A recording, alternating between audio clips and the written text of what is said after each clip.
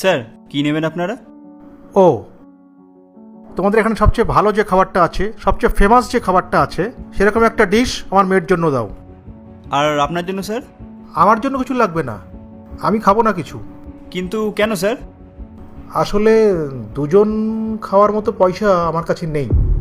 আমি আসলে মেয়েকে কথা দিয়েছিলাম, ও যদি ভালো রেজাল্ট করে তো আমি ওকে একটা খুব ভালো রেস্টুরেন্টে খাওয়াতে নিয়ে যাব। সেই জন্য তুমি আমার মেয়ের জন্য একটা খাবার দাও। বাহ স্যার, এটা তো খুবই ভালো খবর। আচ্ছা আপনারা বসুন, আমি খাবার নিয়ে আসছি। ঠিক আছে।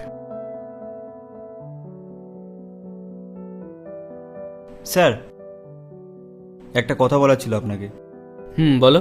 আসলে স্যার ওই টেবিলটা থেকে না একটা অর্ডার এসছে, আমি চাই ওখানে দুটো খাবার দিতে, আর এক্সট্রা যে খাবারটা হবে তার টাকাটা আপনি আমার স্যালারি থেকে কেটে নেবেন।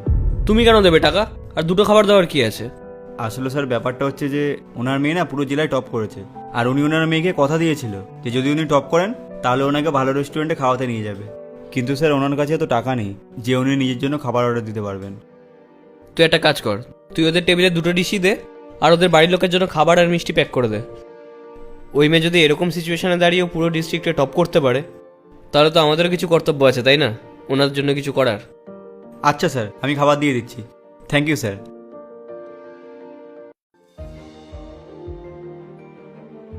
আমরা তো একটা খাবার অর্ডার দিয়েছি, আপনি দুখানা দিলেন খাবার। আঙ্কেল, এটা আমাদের তরফ থেকে। আমাদের এখানে যখনই কেউ টপ করে তখন আমাদের তরফ থেকে আমরা তাদেরকে মিষ্টি আর খাবার দিই। যেহেতু আপনার মেয়ে টপ করেছে, তো সেই খুশিতে আমাদের তরফ থেকে আপনাদের জন্য খাবার একদম ফ্রি। আর শুধু এটাই না, আমি আপনাদের জন্য খাবার আর মিষ্টি দুটোই বাড়ির জন্য প্যাক করে দিয়েছি।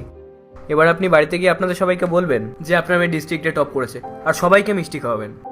আপনাকে অনেক অনেক ধন্যবাদ। ভগবান আপনাকে খুব সুখী রাখুক। আর আপনি মন দিয়ে পড়াশোনা করবেন, আপনার বাবার নাম আর এই শহরের নাম অনেক উজ্জ্বল করবেন। একদিন অনেক বড় অফিসার হয়ে দেখাবেন। আপনারা খাবারটা খান।